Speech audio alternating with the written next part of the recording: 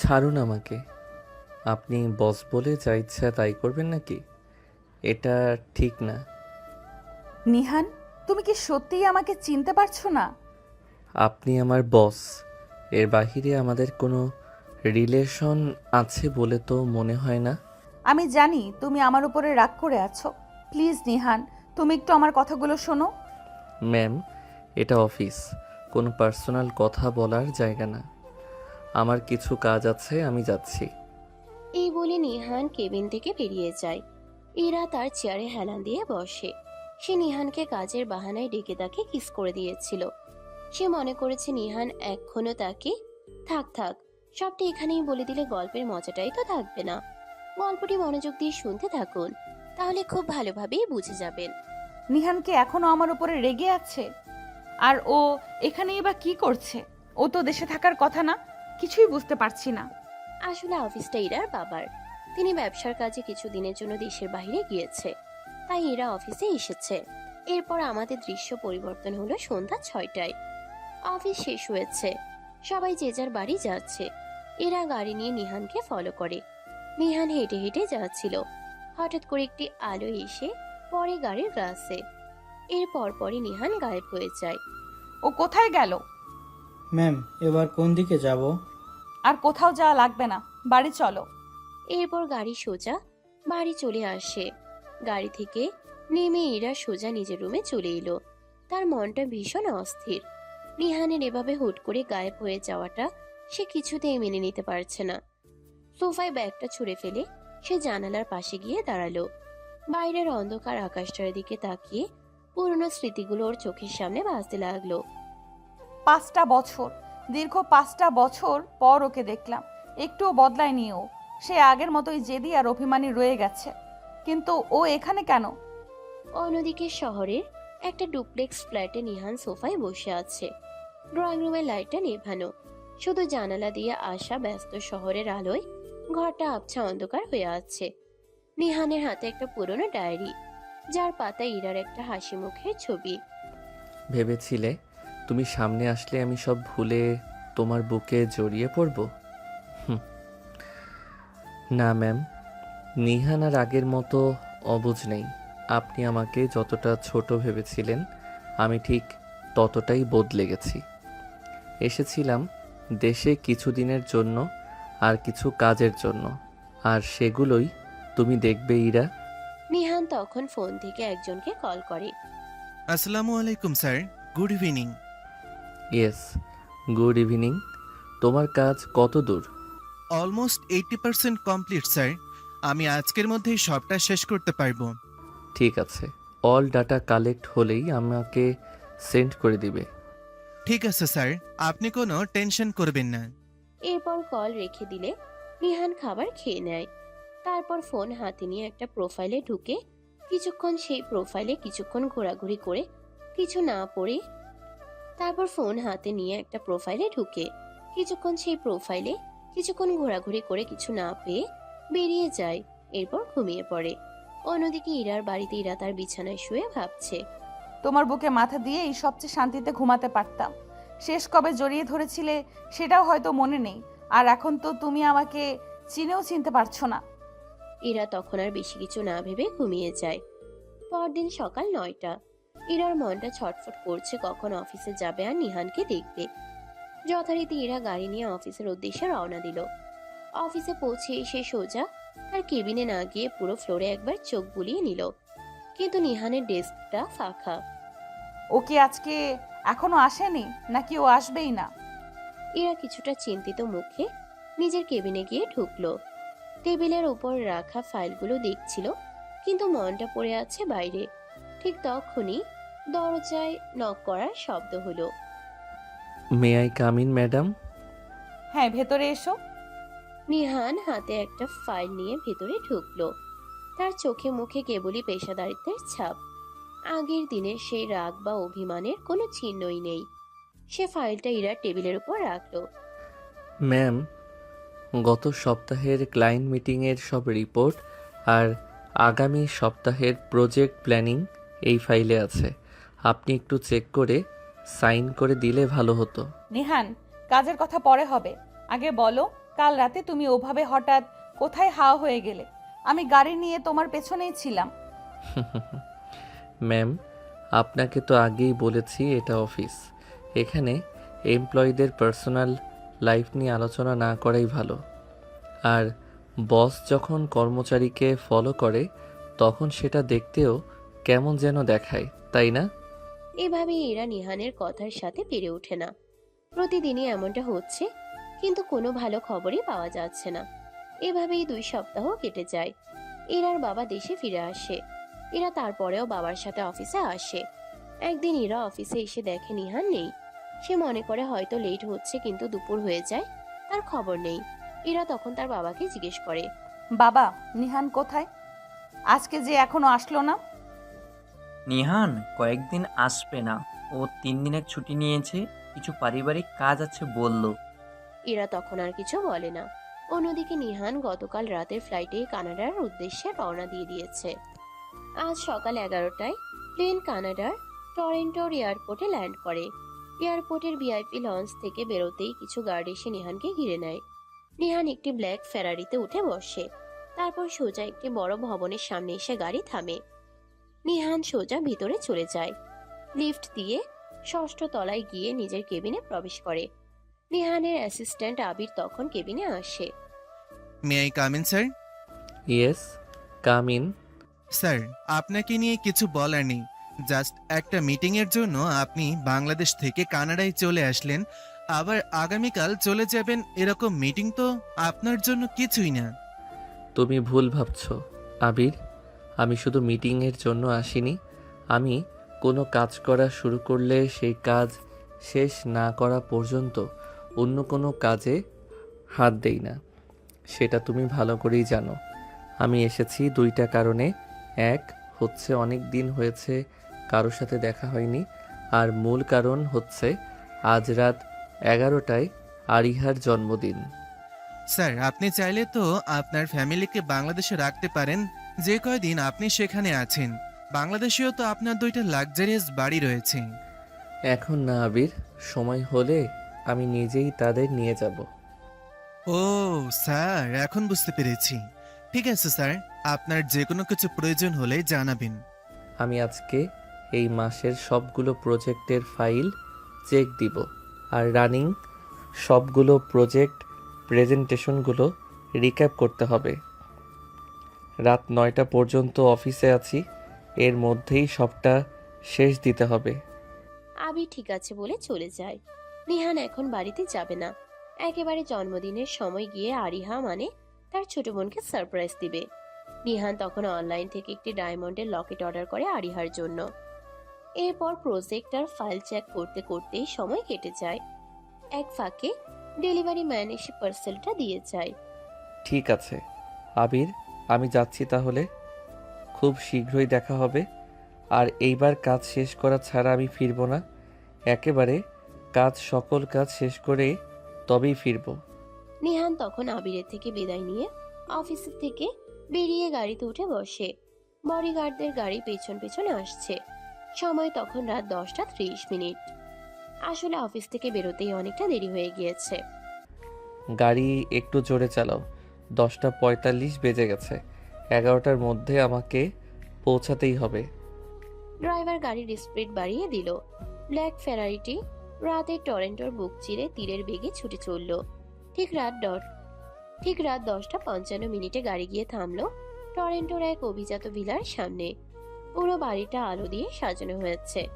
নিহান গাড়ি থেকে নেমে বডিগার্ডদের উদ্দেশ্যে বলল, তোমরা বাইরেই থাকো, কেউ যেন ভেতরে গিয়ে আমার আসার খবর আগে না দেয়। নিহান পা টিপে টিপে পেছনের দরজা দিয়ে বাড়ির ভেতরে ঢুকলো। হল রুমে তখন বেশ কয়েকজন গেস্ট। সবাই কাউন্টডাউনের জন্য অপেক্ষা করছে। ঘড়ির কাঁটা ঠিক 11টা ছিল। চারদিক থেকে চিৎকার উঠল, হ্যাপি বার্থডে আরিহা। ঠিক তখনই নিহান পেছন থেকে এসে আরিহার চোখ দুটো হাত দিয়ে চেপে ধরলো। উফ, এটা কে ভাইয়া?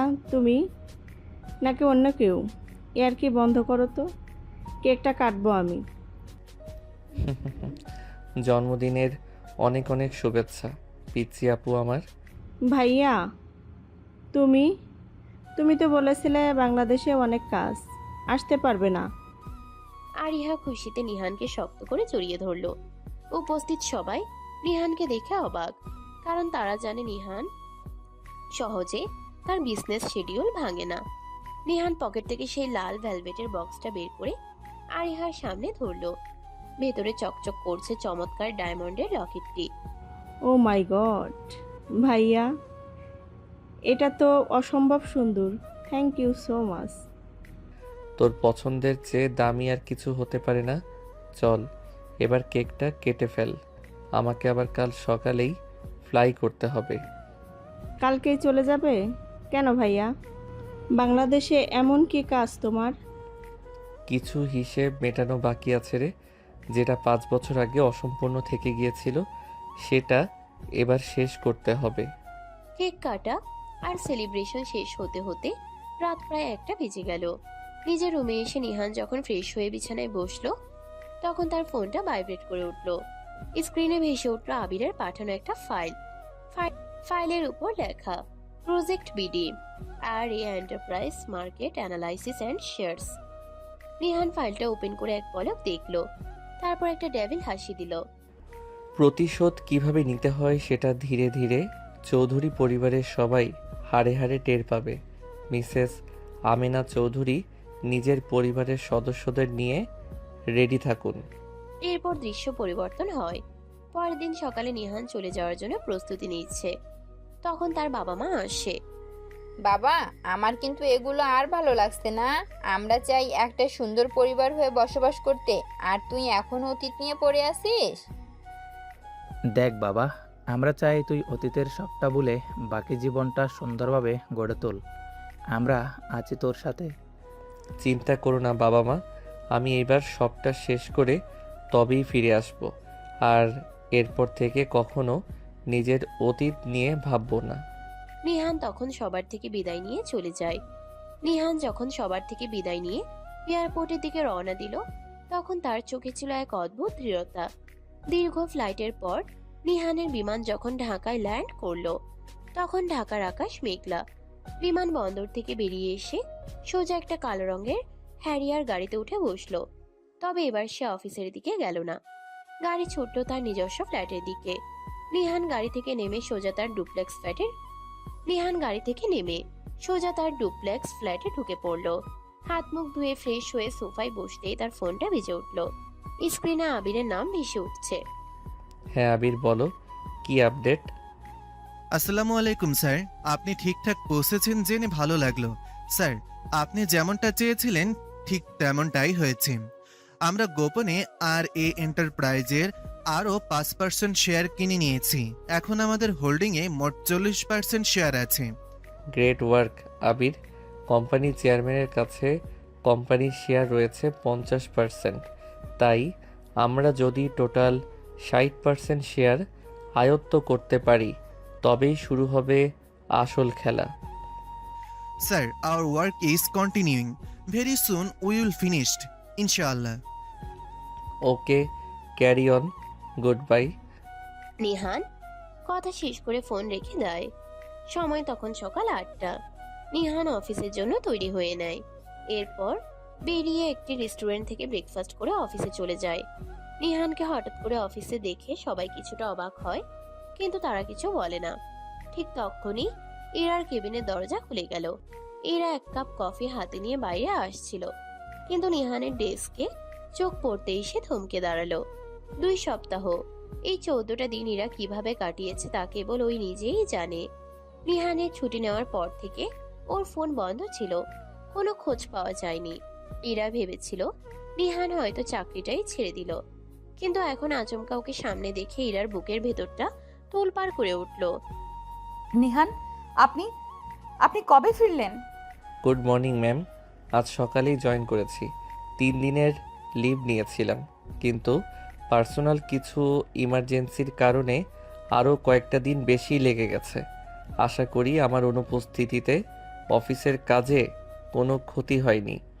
কাজের ক্ষতি? তোমার কি মনে হয় আমি শুধু কাজের ক্ষতির কথা ভাবছি? এই 2 সপ্তাহ ধরে তোমার ফোন কেন বন্ধ ছিল নিহান? কোথায় ছিলে তুমি? ম্যাম, আমি আগেই বলেছি পারিবারিক কাজ। আর ছুটির দিনগুলোতে অফিসের নম্বর বা পার্সোনাল ফোন অন রাখাটা আমার নিয়মে নেই। আই হোপ কোম্পানির পলিসিতে এমন কোনো নিয়ম নেই যে ছুটির দিনেও বসের কাছে 24 ঘন্টা জবাবদিহি করতে হবে। ইরা নিহানের এই চরম উদাসীন আর রুক্ষ আচরণে ভেতরে ভেতরে ভেঙে পড়ল। যে ছেলেটা একদিন ইরার একটুখানি মন খারাপ দেখলেই পুরো পৃথিবী মাথায় তুলতো, সে আজ কতটা দূরত্ব বজায় রেখে কথা বলছে। তুমি খুব বদলে গেছো নিহান, এতটা নিষ্ঠুর তুমি আগে ছিলে না। সময় মানুষকে বদলে দেয় ম্যাম। তাছাড়া ছোট থেকে বড় হওয়ার প্রসেসটা তো এমনই, তাই না? আপনি তো আমাকে বলেছিলেন আমি নাকি বড্ড ছোট, অবুঝ। এখন একটু ম্যাচিউরড হওয়ার চেষ্টা করছি আর কি। ইরা কিছু না বলেই চোখে জল নিয়ে সেখান থেকে চলে যায়। নিহান সেদিকে খেয়াল না করে তার কাজে মনোযোগ দেয়। এভাবেই লাঞ্চ টাইম চলে আসে। তখনই নিহানের ফোনে একটা অচেনা নম্বর থেকে কল আসে। নিহান কিছুটা দ্বিধা নিয়ে কলটা ধরে। হ্যালো, কে বলছেন? আপনি কি নেহান বলছেন? হ্যাঁ, কিন্তু আপনি কে বলছেন? আপাতত না হয় পরিচয়টা না দিই, আমি আপনার সাথে কিছু কথা বলতে চাই। আমরা কি আজ সন্ধ্যায় দেখা করতে পারি? আরে আজব তো, আপনি আপনার পরিচয় দিচ্ছেন না। আমি তো আর অচেনা কারোর সাথে দেখা করব না। আমি হয়তো অচেনা, কিন্তু ইরা হয়তো আপনার কাছে অনেক ভালোভাবে চেনা। তার ব্যাপারে কিছু কথা বলবো। আশা করি আর কিছু বলতে হবে না। সন্ধ্যা 7টায় সিটি ক্যাফেতে দেখা হচ্ছে। এরপর কল কেটে যায়। নিহান কিছুই বুঝতে পারে না কে এই লোক, আর সে ইরার ব্যাপারে কি এমন বলবে। এরপর বাকি দিনটা চিন্তা ভাবনায় কেটে যায়। এরপর অফিস শেষে নিহান সোজা সিটি ক্যাফেতে চলে যায়। কিছুক্ষণ একটা ছেলে এসে সেই টেবিলে বসে। হাই মিস্টার নিহান, আমি রিয়াদ। ভাই, আর টেনশন দিবেন না তো, সরাসরি কথায় চলে যান। কি বলবেন? আমার ডাকনাম হচ্ছে স্যামন। কিছুক্ষণ পর একটা ছেলে এসে সেই টেবিলে বসে। নামটা শুনে নিহান একটু ভাবে, এই নামটা সে কোথায় জানি শুনেছে, কিন্তু মনে আসছে না। আচ্ছা, তো চিন্তা করার দরকার নেই। আপনি যখন চট্টগ্রাম বিশ্ববিদ্যালয়ে ভর্তেন এনার সাথে, তখন এরা হঠাৎ করে একটা ছেলের সাথে একটু বেশি মেলামেশা শুরু করে, সেটাই আমি। আপনাদের তখন অলরেডি রিলেশন চলছিল। আপনি তেমন কিছু বলেনি, সম্পর্কটাকে নর্মালি নিয়েছেন। আর যে অ্যাক্সিডেন্টটা হয়েছিল সেটার ব্যাপারে কিছু বলতে চাই। সেটা অ্যাক্সিডেন্ট? আমাকে কি বোকা পেয়েছেন? একটু শুনুন, সেদিন আমরা আমাদের প্রজেক্টের একটা গ্রাফ রেডি করার জন্য এরার বাড়িতে গিয়েছিলাম। তখন একটা বুক শেলফের থেকে বই নামাচ্ছিল এরা, আমি চেয়ার ধরেছিলাম। তখন হঠাৎ করে তাল সামলাতে না পেরে এরা আমার ওপর পড়ে আর দুজনে বেরিয়ে পড়ে যায়। তখনই আপনি চলে আসেন। আমি আপনার কথা বিশ্বাস করব কিভাবে? রিয়া তখন একটি ভিডিও ফুটেজ অন করে। ক্যামেরাটা দিয়ে তারা অ্যাকোরিয়ামে মাছের মুভমেন্ট রেকর্ড করছিল। সেই ক্যামেরায় ইরা আর সাইমনের ওই অবস্থাও রেকর্ড হয়ে যায়। ভিডিওটা দেখে নিহান অবাক হয়ে যায়। এই ভিডিও কি ইরার কাছে নেই? ও আমাকে দেখায়নি কেন? আমি জানতাম আপনি এই কথা বলবেন, তাই আমি প্রুফ সহ এসেছি। সত্যি বলতে না, এই ভিডিও ওর কাছে নেই। আমিও জানতাম না এই ভিডিও যে রেকর্ড হয়ে গিয়েছে। সেদিন স্টোরেজ ক্লিয়ার করতে গিয়ে এটি চোখে পড়ে। আর আরেকটি কথা হচ্ছে, আমি আর এরা জাস্ট ফ্রেন্ডও নই, আমরা জাস্ট ক্লাসমেট ছিলাম। এরা কখনোই কোনো ছেলের সাথে বন্ধুত্ব বা কথা বলতো না। কথাগুলো শুনে রিহান যেন আকাশ থেকে পড়ে। মুহূর্তেই মাথাটা গোলাতে লাগলো। মিস্টার নিহান, আশা করি সবটা বুঝতে পেরেছেন। এরা এখনও আপনাকে ঠিক আগের মতোই ভালোবাসে। আপনি যেদিন স্কলারশিপ পেয়ে বাইরে পড়তে চলে যান, তখন থেকে এরা অনেকটা চুপচাপ হয়ে গিয়েছে। আপনার থেকে আমি বয়সে বড়, সেই হিসেবে একটা কথা বলি, এরাকে গ্রহণ করে নিন। পৃথিবীতে এত মানুষ থাকতে মেয়েটা এখনও তার সেই পিচ্ছি প্রেমিকটাকে মনে রেখে দিয়েছে। এই বলে রিয়াদ বিদায় নিয়ে সেখান থেকে চলে যায়। নিহান কি করবে কিছুই বুঝতে পারছে না। নিহান তখন সোজা ক্যাফে থেকে বেরিয়ে তার বাসায় চলে যায়। নিহান তখন নিজে নিজে বলে, এত কিছু, খেলাটা এখন পুরো ঘুরে যাবে মনে হচ্ছে। ইরা তো কোনো দোষ করেনি, তাহলে তো ইরার শাস্তি পাওয়ার কোনো কারণ নেই। হয়তো ভাগ্যেই এটা লেখা ছিল আমাদের আলাদা হওয়া। তখনই নিহানের মা ভিডিও কল করে। ছেলেকে দেখে বুঝতে পারে কিছু একটা হয়েছে। কিরে বাবা, কি হয়েছে তোর? অনেক কিছু হয়ে গিয়েছে মা। আমি কিভাবে পারলাম এটা করতে? কি হয়েছে বাবা, খুলে বল আমাকে। নিহান তখন রিয়াদের সব কথা খুলে বলে। তারপর তার নতুন প্ল্যান সম্পর্কে বলে। তোর যেটা ইচ্ছা সেটা কর, আমরা তোর সাথে আছি। আমার বিশ্বাস আমার ছেলে কখনো খারাপ কাজ করবে না। নিহান আরো কিছুক্ষণ কথা বলে তারপর কল রেখে দেয়। এরপর নিহান ওয়াশরুমে গিয়ে শাওয়ার নেয়। আজ কেন জানি তার আসল বাবা মায়ের কথা মনে পড়ছে। তাদের কথা ভাবতেই নিহানের চোখ দিয়ে পানি পড়তে থাকে। এখানে আসল বাবা মা বলতে কাদের বোঝানো হয়েছে সেটা গল্পের সাথে থাকলেই বুঝতে পারবেন। নিহান একটি দীর্ঘশ্বাস ফেলে ওয়াশরুম থেকে বের হয়। সেদিন রাতে ঘুমোতে পারে না নিহান। একের পর এক চিন্তা ভাবনা করে সে। এরপর দৃশ্য পরিবর্তন হয় পরের দিন অফিসে। নিহান একটা গভীর দীর্ঘশ্বাস ফেলে চেয়ারে হেলান দিয়ে বসলো। ঠিক তখনই ইরার কেবিনের দরজা খুলে গেল। ইরা ফাইল হাতে নিয়ে বাইরে বেরিয়ে এলো। নিহানের টেবিলের সামনে এসে দাঁড়ালো সে। তবে এবার আর আগের মতো অধিকার নিয়ে নয়, বরং বেশ দূরত্ব বজায় রেখে অত্যন্ত পেশাদার গলায় কথা বলল। নিহান, এই ক্লায়েন্ট প্রজেক্টের বাজেট শিটটা একটু রিচেক করা দরকার। এখানে কিছু গরমিল মনে হচ্ছে। তুমি একটু দেখে আমাকে আজ লাঞ্চের আগে কেবিনে এসে বুঝিয়ে দিয়ে যেও। নিহান ইরার মুখের দিকে তাকালো। ইরার চোখের নিচে হালকা কালচে দাগ। স্পষ্ট বোঝা যাচ্ছে কাল রাতে সেও ঠিক মতো ঘুমোতে পারেনি। নিহান শান্ত গলায় বলল, ঠিক আছে ম্যাম, আমি আধা ঘন্টার মধ্যে আসছি। ইরা আর কোনো কথা না বাড়িয়ে নিজের কেবিনে চলে গেল। নিহান আর এক মুহূর্ত নষ্ট করলো না। বাজেট শিটের কাজ দ্রুত শেষ করে ঠিক 20 মিনিটের মাথায় সে ইরার কেবিনের দরজায় টোকা দিল। May I come in madam? হ্যাঁ, এসো। নিহান ভেতরে ঢুকে ফাইলটা ইরার টেবিলের উপর রাখলো, কিন্তু সে ফাইল নিয়ে কথা না বলে সরাসরি ইরার মুখোমুখি দাঁড়ালো। ইরা ফাইলের উপর থেকে চোখ তুলে নিহানের দিকে তাকালো। নিহানের চোখের ভাষা আজ অন্যরকম। ফাইলটা রাখা হয়েছে যখন তুমি যেতে পারো নিহান, বাকিটা আমি দেখে নেব। ম্যাম, বাকিটা আপনি দেখে নিতে পারলেও আমাদের মাঝখানের এই দূরত্বটা আপনি একা মেটাতে পারবেন না। ইরা নিহানের মুখে এমন কথা শুনে চমকে উঠল। সে চেয়ার ছেড়ে উঠে দাঁড়িয়ে বলল, কি বলতে চাইছো তুমি নিহান? আবার কোনো নতুন নাটকের প্রস্তুতি নিচ্ছ, নাকি আমাকে অপমান করার নতুন কোনো উপায় খুঁজছো? নিহান আর নিজেকে ধরে রাখতে পারলো না। সে ইরার দিকে এক পা এগিয়ে এসে ভাঙা গলায় বলল, আমাকে মাফ করে দাও ইরা, আমি বড্ড ভুল করেছি। আমি সত্যি একটা অবুঝ পিচ্ছি ছেলের মতোই আচরণ করেছি। ইরা স্তব্ধ হয়ে গেল। নিহান তাকে ম্যাম না বলে ইরা বলে ডেকেছে, আর তার চোখে পানি। 5 বছর ধরে যে নিহানকে সে চিনেছে, সে নিহানের চোখে সে কোনোদিন জল দেখেনি। নিহান, তুমি এসব কি বলছো? আমি সব জানতে পেরেছি ইরা। সাইমন থুরি রিয়াদের সাথে আমার কাল রাতে দেখা হয়েছিল। ও আমাকে 5 বছর আগের সেই অ্যাক্সিডেন্টের আসল সত্যিটা ভিডিও প্রুফ সহ দেখিয়েছে। আমি কতটা অন্ধ আর বোকা ছিলাম যে নিজের চোখের ভুলটাকেই সত্যি বলে মেনে নিয়ে তোমাকে এতটা কষ্ট দিলাম। ইরা তখনই নিহানকে জড়িয়ে ধরে কান্না করে দেয়। নিহানও চোখের পানি ফেলে। 10 মিনিট পর দুজন দুজনকে ছেড়ে দিয়ে চেয়ারে বসে। এই 5 বছর কোনোদিন ঠিক করে ঘুমাতে পেরেছি কিনা জানি না। আমি তোমাকে আর দূরে যেতে দেব না। এই যে আপু দেখুন, আমি কিন্তু আপনার ছোট। বেশি আদর করলে কিন্তু পরে কি হয়ে যায় ঠিক নেই। নিহানের কথা শুনে ইরা হেসে ওঠে। তাদের ভার্সিটির কথা মনে পড়ে যায়। আচ্ছা, তুমি তো স্কলারশিপ নিয়ে পড়তে গিয়েছিলে, তাহলে দেশে কি করছো? তোমার কোর্স তো এত তাড়াতাড়ি শেষ হওয়ার কথা না। আর এখন থাকছো কোথায়?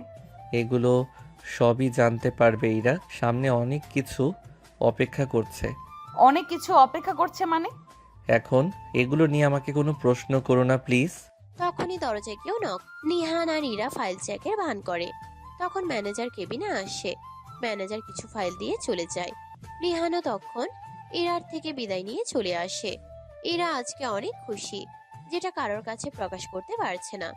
অফিস শেষ হলে বাইরে বের হওয়ার সময় ইরা নিহানকে বলে, চলো আজকে তোমার বাসায় যাব। ধুর কি যে বলো, আমি থাকি মেসে, অন্য কোনো দিন যেও। নিহান ইরাকে বিছিয়ে বিদায় নিয়ে চলে আসে। নিহান চিন্তায় মগ্ন হয়ে যায় তার কি করতে হবে। তখনই আবিরের কল আসে। নিহান কল রিসিভ করে। স্যার, কাজ যতটুকু ছিল সবটা কমপ্লিট, এখন বাকিটা তাহলে আপনি দেখছেন। ঠিক আছে, এই সাইডে তোমার আর কোনো কাজ থাকছে না, তাহলে তুমি কোম্পানিতে টাইম দাও। আবির ঠিক আছে বলে কল কেটে দেয়। নিহান তখন হ্যারিয়ার গাড়ির ব্যাক সিটে হেলান দিয়ে একটা লম্বা শ্বাস নিল। তার চোখে এখন আর সেই ডেভিল হাসি কিংবা প্রতিশোধের আগুন নেই, বরং সেখানে জমাট বেঁধেছে এক গভীর অপরাধ বোধ আর এক নতুন ও জটিল সমীকরণ। সে মনে মনে বলল, ইরা নির্দোষ হতে পারে, কিন্তু চৌধুরী পরিবারের ওপর আমার যে পাওনা তা তো মিথ্যা হয়ে যায়নি। খেলাটা এখন আর শুধু প্রতিশোধের নেই, এটা এখন অধিকার আদায়ের। গাড়ি এসে থামলো তার সেই ডুপ্লেক্স ফ্ল্যাটের সামনে। নিহান ঘরে ঢুকেই ড্রয়িং রুমের অন্ধকার সোফাটায় বসলো। হাতে নিল সেই আবিরের পাঠানো ফাইলটা। স্ক্রিনে জলজল করছে আরিয়া এন্টারপ্রাইজ। আগামীকাল থেকে নতুনভাবে শুরু। সকাল 8:30। ইরার রান্নাঘরে আজ অন্যরকম এক ব্যস্ততা। ছুটির দিনেও যে মেয়েটা বেলা করে ঘুম থেকে ওঠে, সে আজ ভোর 5টায় উঠে রান্না চাপিয়েছে। মুখে তার লেগে আছে এক চিলতে মিষ্টি হাসি। নিহানের পছন্দের খাসির মাংসের ভুনা আর গরম গরম পরোটা টিফিন বক্সে গুছিয়ে নিতে নিতে ইরা আপন মনে হেসে উঠল। 5 বছর পর আজ সে নিজের হাতে তার সেই পিচ্ছির জন্য রান্না করেছে। দৃশ্য পরিবর্তন। সকাল 10টা। আরিয়া এন্টারপ্রাইজের অফিস ফ্লোর। নিহান নিজের ডেস্কে বসে ল্যাপটপে কিছু একটা দেখছিল। তার চোখ স্ক্রিনে থাকলেও মনটা অন্য কোথাও। আবিরের পাঠানো ফাইলটার কথা সে কিছুতেই বলতে পারছে না। ঠিক তখনই নিহানের ডেস্কে এসে দাঁড়ালো ইরার পার্সোনাল অ্যাসিস্ট্যান্ট জয়া। নিহান সাহেব, ম্যাম আপনাকে জরুরি একটা ফাইলের কাজের জন্য ওনার কেবিনে ডেকেছেন, এখনই যেতে বললেন। ঠিক আছে জয়া, আমি আসছি। নিহান একটা ডায়েরি হাতে নিয়ে ইরার কেবিনের দিকে এগিয়ে গেল। দরজায় নক করে ভেতরে ঢুকতেই সে দেখলো ইরা কেবিনের দরজাটা ভেতর থেকে লক করে দিল। নিহান কিছুটা অবাক হয়ে তাকালো। ম্যাম, থুরি ইরা, দরজা লক করলে কেন? কেউ দেখলে তো প্রবলেম হবে। কেউ দেখবে না, আর দেখলেই বা কি? বসের রুমে এমপ্লয়ের জরুরি মিটিং চলছে, ব্যাস। ইরা নিহানের হাত ধরে তাকে টেনে সোফায় বসালো। তারপর টেবিলের উপর থেকে একটা বড় টিফিন বক্স নিহানের সামনে রাখলো। বক্সটা খুলতেই চমৎকার রান্নার সুবাসে পুরো কেবিন ভরে গেল। এগুলো কি? তোমার পছন্দের খাসির মাংস আর পরোটা। আজ ভোরে নিজের হাতে রান্না করেছি, 5 বছর পর। নাও, একদম কথা না বাড়িয়ে চুপচাপ খেয়ে নাও। অফিসকে পার্সোনাল জায়গা বানাতে বারণ করেছিলেন যিনি, তিনি নিজেই এখন অফিসে পিকনিক করছেন। তা ম্যাম, কর্মচারীর ওপর এত খাতির কেন শুনি? একদম বেশি কথা বলবে না পিচ্চি ছেলে। সিনিয়র বউয়ের হুকুম, চুপচাপ খাও। নিহান আর না করতে পারলো না। এরা এখানে বউ কেন বলল, গল্পের সাথেই থাকুন, সবটা জানতে পারবেন। নিহান তৃপ্তি সহকারে খেতে লাগলো। নিহান খেতে খেতে হঠাৎ খেয়াল করলো ইরার ওড়নার এক কোনায় আর গালে কিছুটা ময়দার গুঁড়ো লেগে আছে। বোধহয় তাড়াহুড়ো করে রান্না করতে গিয়ে খেয়াল করেনি। ইরা, এদিকে আসো তো। কি হলো, ঝাল লেগেছে? আরে না, আসো না একটু কাছে। ইরা নিহানের দিকে একটু ঝুঁকে আসতেই নিহান আলতো করে নিজের হাত বাড়িয়ে ইরার গালের ময়দাটুকু মুছে দিল। নিহানের আঙ্গুলের ছোঁয়া লাগতেই ইরার শরীরের ভেতর যেন এক মৃদু বিদ্যুৎ তরঙ্গ বয়ে গেল। সে নিহানের চোখের দিকে তাকালো। নিহানের চোখ দুটোতেও তখন এক গভীর তৃষ্ণা। রান্না করতে গিয়ে নিজের খেয়াল রাখার কথা ভুলে যাও, তাই না? কেবিনের এসির ঠান্ডা বাতাসটাও যেন হঠাৎ উধাও হয়ে গেল। দুজনে নিঃশ্বাসের গতি তীব্র হতে লাগলো। ইরা নিহানের আরো কাছাকাছি চলে এলো। তার দুহাত নিহানের কাঁধের উপর শক্ত হয়ে বসলো। নিহানও নিজের অজান্তেই ইরার কোমর জড়িয়ে ধরলো। 5 বছরের দূরত্ব যেন নিমিষেই গলে জল হয়ে যাচ্ছিল। নিহান ইরার ঠোঁটের দিকে তাকালো। এরা লজ্জায় চোখ দুটো বন্ধ করে নিল। ঠিক যখন নিহান এরা আরো কাছে এসে নিজের ঠোঁট দুটো ইরার ঠোঁটের উপর ছোঁয়াতে যাবে, ঠিক তখনই নিহানের পকেটে থাকা ফোনটা সজোরে ভাইব্রেট করে উঠল। চমকে উঠে দুজনেই ছিটকে সরে গেল। ইরা দ্রুত নিজের ওড়না ঠিক করতে করতে অন্যদিকে মুখ ঘুরিয়ে দাঁড়িয়ে রইল। তার ফর্সা গাল দুটো তখন লজ্জায় লাল হয়ে গেছে। নিহান নিজের অস্থিরতা সামলে পকেট থেকে ফোন বের করলো। স্ক্রিনে দেখলো আবিরের নাম। নিহান গলা খাকারি দিয়ে কলটা রিসিভ করলো। হ্যাঁ আবির, বলো। Sir, good news. আমিনা চৌধুরীর এক বিশ্বস্ত শেয়ার হোল্ডার আর্থিক সংকটে পড়ে ওনার 5% শেয়ার বাজারে ছাড়ার সিদ্ধান্ত নিয়েছেন। আমরা যদি আজ বিকেলের মধ্যে ওটা লুফে নিতে পারি তবে আমাদের মোট শেয়ার হবে 65%। যে কোনো মূল্যে ওই শেয়ার আমাদের চাই আবির।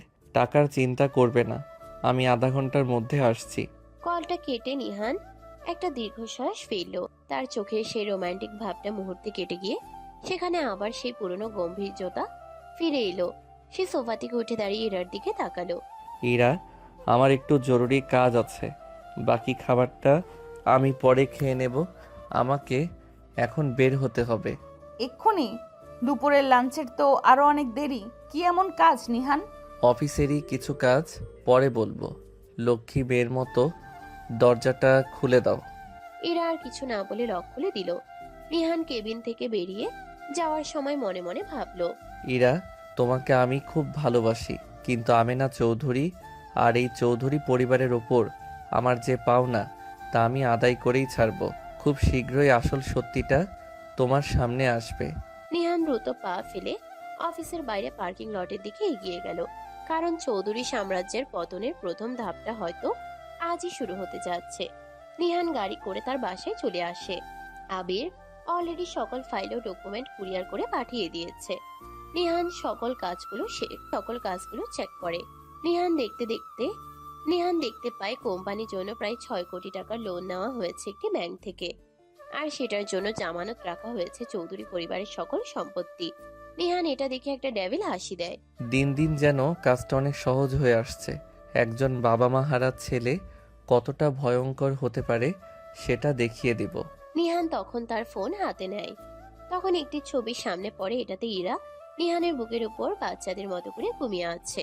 নিহান একটা মুচকি হাসি দেয়। তখন তার একটা কথা মনে পড়ে, ফ্ল্যাশব্যাক। ইরা নিহানকে প্রথমবার দেখার পর থেকেই পছন্দ করা শুরু করেছে। নিহানের সেদিকে খেয়াল নেই। ভার্সিটিতে কোনো বন্ধু বানায়নি, সবসময় একা চলাফেরা করে। ইরা নিজের থেকেই নিহানের সাথে বন্ধুত্ব করে। আবিরের ফিজিক্স ক্লাবের হেড ছিল ইরা। সেই হিসেবে ইরার কাছে সুযোগ ছিল নিহানের কাছাকাছি থাকার।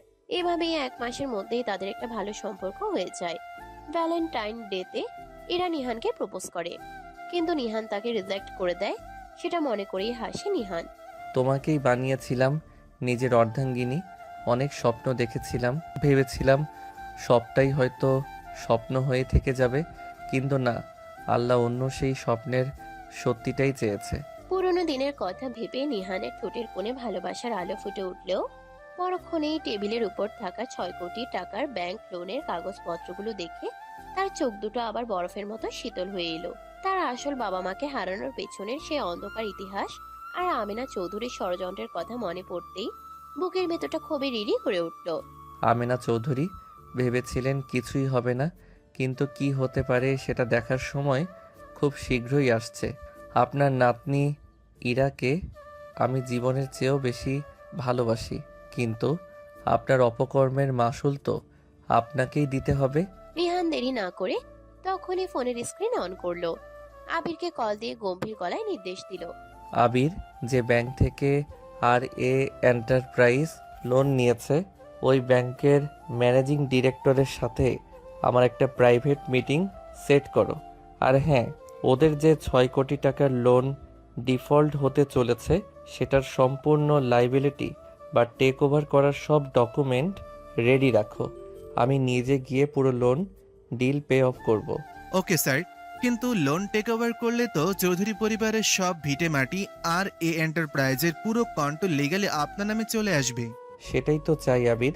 কল কেটে দিয়ে নিহান গাড়ি নিয়ে সোজা ব্যাংকের হেড অফিসের উদ্দেশ্যে রওনা হলো।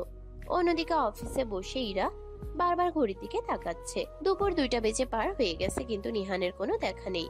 নিহান অর্ধেক খাবার ফেলে রেখে ওভাবে হন্তদন্ত হয়ে চলে যাওয়ার পর থেকে ইরার বুকটা কেমন যেন ছ্যাদ করে উঠছে। এক অজানা আশঙ্কা তাকে তাড়া করে বেড়াচ্ছে। সে নিহানের ফোনে কয়েকবার ডায়াল করলো, কিন্তু রিং হয়ে কেটে গেল, কেউ ধরলো না। কোথায় গেলে তুমি নিহান? কোনো বড় ঝামেলায় পড়লে না তো, নাকি আমার কাছ থেকে আবার কিছু লুকাচ্ছ? তখনই নিহান আসে অফিসে। ইরা নিহানের ডেস্কে আসে। কোথায় গিয়েছিলে নিহান? কি কাজ ছিল? পরে কোনোদিন বলবো ইরা। আমার এগুলো একদম ভালো লাগছে না। এতদিন পর তোমাকে কাছে পেয়েছি, তোমাকে আর দূরে রাখতে চাই না। চলো ফ্যামিলির কাছে সবটা বলে দেই। আমি তোমার সাথেই থাকতে চাই নিহান। বুঝতে পেরেছি ইরা, কিন্তু এটা কি ঠিক হবে যদি কেউ মেনে না নেয়? না মানলে আমরা দুজন অনেক দূরে কোথাও চলে যাব, যেখানে কেউ আমাদের খুঁজে পাবে না। কেন? কষ্ট হবে না পরিবারের জন্য? নিহান, আমার পরিবারের উপরে আমার বিশ্বাস আছে। তারা আমার ভালোবাসাকে মেনে নিবে, আর যদি না মানে তাহলে তারা পরিবারই হলো কিভাবে? ঠিক আছে বাবা, আমাকে 2 দিন সময় দাও। 2 দিন পরেই তোমার বাসায় যাব তোমার সাথে। নিহানের কথা শুনে ইরা মিষ্টি করে হাসলো। সে জানতো নিহান আর আগের মতো পালাই পালাই করবে না। 2 দিন দেখতে দেখতে কেটে গেল। তবে নিহানের মনে একটাই চিন্তা, কিভাবে সে চৌধুরী পরিবারে নিজের আসল পরিচয় প্রকাশ না করে ভেতরে ঢুকবে এবং পরিস্থিতি পর্যবেক্ষণ করবে। দৃশ্য পরিবর্তন। চৌধুরী ভিলা। সন্ধ্যা 7:30। সুবিশাল ড্রয়িং রুমে বসে আছেন আমেনা চৌধুরী, ইরার দাদি। ইনি হচ্ছেন চৌধুরী পরিবারের মূল চালিকা শক্তি। পাশে বসে আছেন ইরার বাবা চৌধুরী আরমান রেজা। এরা একটু পরপর দরজার দিকে তাকাচ্ছে। আর দরজায় চোখ রাখছে। ইরা, তুই এত ঘন ঘন দরজার দিকে তাকাচ্ছিস কেন? আর হঠাৎ আমাদের সবাইকে বসার ঘরে ডেকে এনেছিস কেন? কোনো বিশেষ কারণ আছে নাকি? দাদি, আজ আমি তোমাদের এমন একজনের সাথে পরিচয় করিয়ে দেব যাকে আমি খুব ভালোবাসি, আর সেও আমাকে খুব ভালোবাসে। কি বলছিস ইরা? তুই কাউকে পছন্দ করিস? কে সে? কি করে? বাবা, ও আমাদের অফিসেই জয়েন করেছে কিছুদিন হলো। ও খুব সৎ আর কাজের প্রতি নিবেদিত একজন ছেলে, নাম নিহান। কি? আমাদের অফিসের কর্মচারী? ইরা, তোর মাথা ঠিক আছে তো? চৌধুরী পরিবারের একমাত্র নাতনি হয়ে তুই শেষ পর্যন্ত একজন সাধারণ চাকরিজীবীকে পছন্দ করলি? ঠিক তখনই দরজায় টোকা পড়ে। ভেতরে প্রবেশ করে নিহান। নিহানের হাঁটার ভঙ্গি, তার চোখের গভীরতা আর চেহারার গড়নে এক অদ্ভুত আভিজাত্য। নিহান ড্রয়িং রুমে পা রাখতে আমেনা চৌধুরী চশমাটা ঠিক করে নিহানের দিকে তীক্ষ্ণ চোখে তাকালেন। এই ছেলেটা চলাফেরা, চোখের চাহনি কেমন যেন বড্ড চেনা চেনা লাগছে, ঠিক যেন 20 বছর আগের সেই। না না, আমি হয়তো বেশি ভাবছি। আসসালামু আলাইকুম। ওয়ালাইকুম আসসালাম। এসো নিহান, বসো। নিহান সোফায় বসলো। ইরার বাবা নিহানের সাথে কথা বলে বুঝতে পারলেন ছেলেটির ব্যক্তিত্ব আর চিন্তা ভাবনা খুবই চমৎকার। ইরার বাবা নিহানের ব্যবহারে বেশ সন্তুষ্ট হলেন। নিহান, ইরা তোমাকে ভালোবাসে আর তোমার কথাবার্তায় আমি খুব খুশি। আমার দিক থেকে এই সম্পর্কে কোনো আপত্তি নেই। থ্যাংক ইউ বাবা। সবাই যখন খুশি, ঠিক তখনই আমেনা চৌধুরী গম্ভীর গলায় টেবিল চাপড়ে উঠলেন। থামো সময়, এত তাড়াহুড়ো করার কিচ্ছু নেই। আরমান, তুই এক কথায় রাজি হয়ে গেলি? এই ছেলে কোথা থেকে এসেছে? ওর বংশ পরিচয় কি? কিছুই তো আমরা জানি না। সামান্য একজন কর্মচারীর হাতে আমি আমার নাতনিকে সঁপে দিতে পারি না। দাদি, তুমি এমন বলছো কেন? নিহান খুব ভালো ছেলে। শোনো নিহান, পরিবারের সবাই রাজি হলেও আমি এত সহজে এই সম্পর্কের সাইন দেব না। তবে আমি তোমাকে একটা সুযোগ দিতে পারি। বলুন ম্যাম, কি করতে হবে আমাকে? তোমাকে আজ থেকে এই চৌধুরী বিলাতেই থাকতে হবে। আগামী 1 মাস তুমি আমাদের চোখে চোখে থাকবে। তোমার স্বভাব, চরিত্র আর যোগ্যতা আমি নিজেই যাচাই করব। 1 মাস পর যদি আমার মনে হয় তুমি আমার নাতনির যোগ্য, তবে আমি নিজে দাঁড়িয়ে থেকে তোমার হাতে ইরাকে তুলে দেব। আর যদি ব্যর্থ হও, তবে চিরতরে ইরার জীবন থেকে সরে যেতে হবে। রাজি? দাদি, এটা কি ধরনের পরীক্ষা? নিহান কেন আমাদের বাড়িতে থাকবে? আমি রাজি ম্যাম। আপনার সব শর্ত আমি মেনে নিলাম। আজ থেকে আমি এই বাড়িতে থাকবো। নিহানের এই তাৎক্ষণিক সম্মতিতে আমেনা চৌধুরী কিছুটা অবাক হলেন। নিহানের চোখে কোনো ভয় ছিল না, বরং ছিল এক অদ্ভুত আত্মবিশ্বাস। নিহান মনে মনে ভাবল, আমেনা চৌধুরী, আপনি আমাকে পরীক্ষা করার সুযোগ চেয়েছেন, আর আমি পেলাম আপনার অতীতে ঘটে যাওয়া সমস্ত অন্যায়ের প্রমাণ। এক ছাদের নিচে বসে জোগাড় করার সুযোগ। খেলাটা মাত্র শুরু হলো। এরপর নিহানের জন্য চৌধুরী বিলার একটি গেস্ট রুম গুছিয়ে দেওয়া হলো। রাতের খাবার শেষে সবাই যার যার রুমে চলে গেল। ইরা গোপনে নিহানের ঘরে এসে ঢুকলো। তুমি দাদির এই অদ্ভুত সত্ত্বে রাজি হতে গেলে কেন নিহান? দাদি কিন্তু খুব কঠোর মানুষ। আমার বউয়ের হুকুম মানতে হলে এইটুকু পরীক্ষা তো দিতেই হবে, তাই না সিনিয়র বউ? তাছাড়া তোমার কাছাকাছি থাকার এর চেয়ে ভালো সুযোগ আর কি হতে পারে? দুষ্টু একটা, একদম বেশি কথা বলবে না। ইরা হেসে নিহানের ঠোঁটে একটা কিস করে ঘর থেকে বেরিয়ে গেল। ইরা চলে যাওয়ার পর নিহানের চেহারা থেকে হাসির রেখা মুছে গেল। সে জানালার পাশে গিয়ে দাঁড়ালো।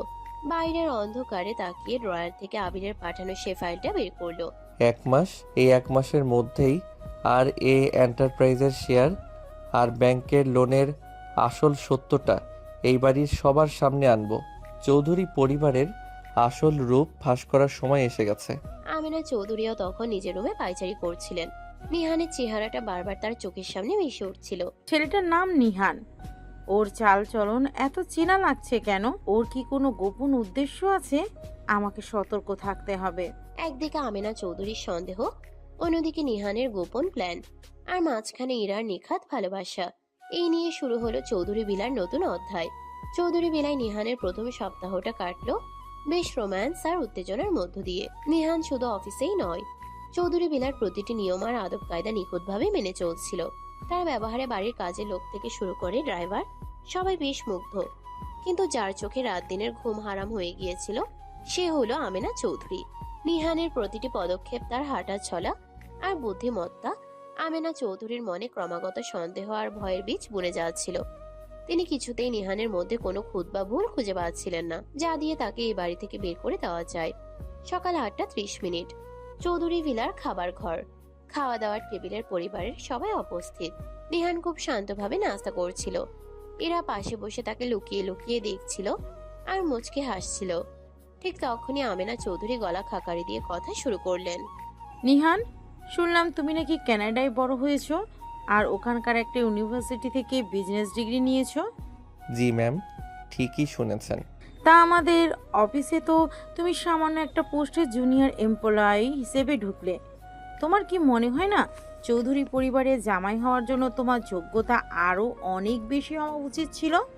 আজ বিকেলে আমাদের RA এন্টারপ্রাইজের ফরেন ক্লায়েন্টের সাথে একটা বিশাল ডিল ফাইনাল হওয়ার কথা, কিন্তু আমাদের সিনিয়র প্রজেক্ট হেড হঠাৎ অসুস্থ হয়ে পড়েছেন।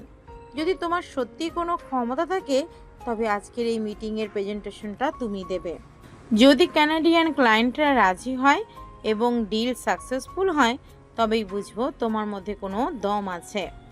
দাদি, এটা কিভাবে সম্ভব? এত বড় ফরেন ডিল আর প্রেজেন্টেশনের জন্য কোনো প্রিপারেশনের সময় পর্যন্ত দেওয়া হচ্ছে না। নিহান কিভাবে একা সব সামলাবে? হ্যাঁ আম্মা, এরা ঠিকই বলছে। এত বড় রিস্ক নেওয়াটা কি ঠিক হবে? রিস্ক না নিলে যোগ্যতা প্রমাণ হবে কিভাবে আরমান? যদি ও না পারে তবে সোজাসুজি মেনে নিক যে ও এই পরিবারের যোগ্য নয়। ঠিক আছে ম্যাম, আমি এই চ্যালেঞ্জ গ্রহণ করলাম। আজ বিকেলের মিটিংয়ের প্রেজেন্টেশন আমি দেব। নিহানের এই আত্মবিশ্বাস দেখে আমেনা চৌধুরী মনে মনে একটু ধাক্কা খেলেন, তবে ভেতরে ভেতরে একটা চাল চাললেন। তিনি জানতেন ওই কানাডিয়ান ক্লায়েন্টরা চুক্তি করার ব্যাপারে অত্যন্ত কঠোর এবং তাদের ফাইলপত্র বেশ জটিল। আমেনা চৌধুরী আগেই চুপি চুপি ওই প্রেজেন্টেশনের মূল ডেটা ফাইলের কিছু গুরুত্বপূর্ণ পেজ সরিয়ে ফেললেন, যেন নিহান মিটিংয়ের সময় আটকে যায় এবং ক্লায়েন্টদের সামনে অপমানিত হয়ে চাকরি ও চ্যালেঞ্জ দুটোই হারায়। দুপুর 3টা। RA এন্টারপ্রাইজের কনফারেন্স রুম। কানাডিয়ান ক্লায়েন্ট ডেলিগেটসরা টেবিলে বসে আছেন। পাশে আমেনা চৌধুরী। ইরার বাবা আর ইরা চিন্তিত মুখে দাঁড়িয়ে আছেন। নিহান স্টেজে গিয়ে প্রজেক্টর অন করলো। পেন ড্রাইভ থেকে ফাইল ওপেন করতেই সে খেয়াল করলো মেইন ফাইন্যান্সিয়াল ডেটার পেজগুলো ডিলিট হয়ে গেছে। নিহান, প্রজেক্টরের স্ক্রিনে তো মেইন স্লাইডগুলো দেখাচ্ছে না। আমেনা চৌধুরী মনে মনে হাসে। এবার বুঝবে নিহান, পুরো ক্লায়েন্টের সামনে এখন তুই অপমানিত হবি। কিন্তু নিহান এক মুহূর্তের জন্য ঘাবড়ালো না। সে প্রজেক্টর অফ করে দিল এবং সরাসরি ক্লায়েন্টের দিকে এগিয়ে গেল। তারপর কোনো ফাইল বা প্রজেক্টরের তোয়াক্কা না করে সম্পূর্ণ অনর্গল আর ফ্লুয়েন্ট কানাডিয়ান অ্যাকসেন্ট পুরো প্রজেক্টের ব্যাকগ্রাউন্ড, মার্কেট অ্যানালাইসিস আর ফিচার প্রফিট মার্জিন মুখে মুখেই মুখস্থ উপস্থাপন করতে শুরু করলো। সে শুধু প্রজেক্ট ডিসক্রাইব করলো না, ক্লায়েন্টরা কি প্রশ্ন করতে পারে তার নির্ভুল উত্তর আগেই দিয়ে দিল। প্রেজেন্টেশন শেষে ক্লায়েন্ট হেড উঠে দাঁড়িয়ে হাততালি দেয়। Wow, fantastic execution, Mr. Nehan. Your market depth and Canadian business strategy knowledge is outstanding. We are signing this contract right now. Conference রুমে উপস্থিত সবাই একসাথে তালি দিয়ে উঠল। ইরার বাবা খুশিতে নিহানকে জড়িয়ে ধরলেন আর ইরা গর্বে নিহানের দিকে তাকিয়ে রইল। অন্যদিকে আমেনা চৌধুরীর মুখ চুন হয়ে গেল। নিহানকে খাদে ফেলতে গিয়ে কোম্পানির জন্য একটা সুবিশাল লাভজনক চুক্তি হয়ে গেল। মিটিং শেষে নিহান আমেনা চৌধুরীর কাছে এগিয়ে গেল। ফাইল থেকে পেজ সরালেই ডেটা মুছে যায় না ম্যাম। কিছু হিসাব মাথায় গেঁথে থাকে, বিশেষ করে যেগুলো নিজের বাবার রেখে যাওয়া শিক্ষার অংশ। নিহানের এই কথা শুনে আমেনা চৌধুরীর গায়ের পশম খাড়া হয়ে গেল। এরপর রাত নামলো চৌধুরী ভিলা। আমেনা চৌধুরী নিহানের উপর চরম ক্ষিপ্ত। যে কোনো মূল্যে নিহানকে এমন কোনো ফাঁদে ফেলতে হবে যেন সবাই তার উপর থুতু ফেলে। তিনি বাড়ির পুরনো কাজের লোক কালামকে ডেকে গোপনে কিছু টাকা দিলেন। কালাম শোন, নিহানের রুমে এখন কেউ নেই। ওর আলমারিতে আমার এই সোনা আর হীরের হারের বাক্সটা রেখে আয়। কাল সকালে আমি পুরো বাড়িতে শোরগোল তুলব যে আমার বহু মূল্যের হার চুরি হয়েছে। আর যখন ওর রুম থেকে হার পাওয়া যাবে তখন আরমান বা ইরা কেউ ওকে রক্ষা করতে পারবে না। ঠিক আছে বড় আম্মা, কাজ হয়ে যাবে। কালাম হারের বাক্স নিয়ে চুপি চুপি নিহানের রুমে ঢুকলো, কিন্তু কালাম জানতো না নিহান আগে থেকে আমেনা চৌধুরীর চলাফেরায় সন্দেহ করে নিজের ল্যাপটপের ওয়েব ক্যাম অন করে ওয়েটিং মোড রেখে গিয়েছিল। কালাম যখন আলমারি খুলে ড্রয়ারে হাতটা রাখছিল, সবটা ল্যাপটপে রেকর্ড হয়ে গেল। পরদিন সকাল 10টা, চৌধুরী ভিলার বসার ঘর।